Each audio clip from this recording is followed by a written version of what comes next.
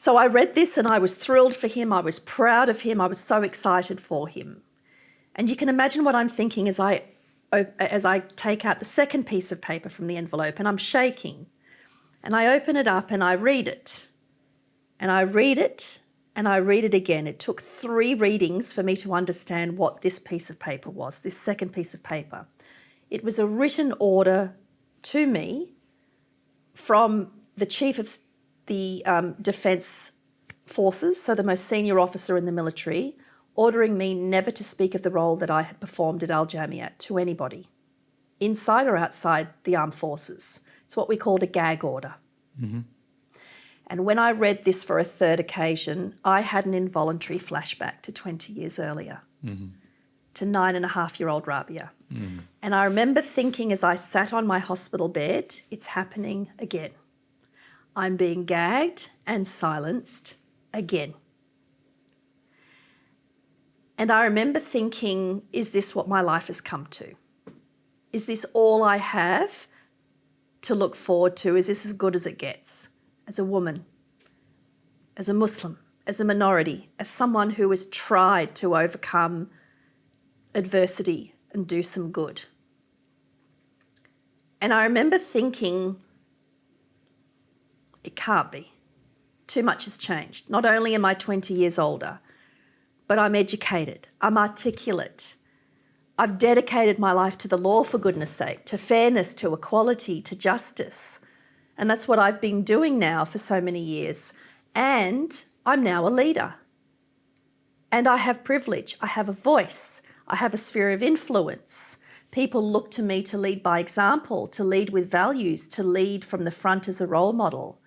And I remember thinking, I cannot allow myself to be gagged and silenced again, because if this is how I'm being treated with all my privilege and all my influence, God knows how other people are being mistreated, that don't have the same opportunities and privilege and influence and voice and status as me. So I knew I couldn't allow myself to be gagged again.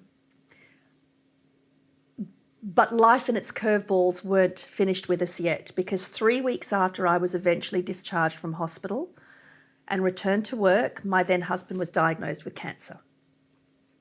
And the prognosis wasn't great. He was given a 20% chance of surviving. So now wrestling with this, wondering what, if any, future we had, the nail in the coffin came out of the blue when I received a call from Iraq. A colleague of mine, a dear friend who was still serving out in Iraq, risked his career to secretly call me because he had news that he knew I would want to hear and that I deserved to hear. He rang to tell me that my closest Iraqi colleague, who'd become a dear friend, his name was Asaf El-Nahi. He was a judge's associate. He was married to the most incredible, intelligent, beautiful legal academic, and him and his wife had 2 beautiful, precious children under 4 that I'd met, that I'd spent some time with the previous year. My colleague rang secretly to tell me that that Asaf had been murdered, executed.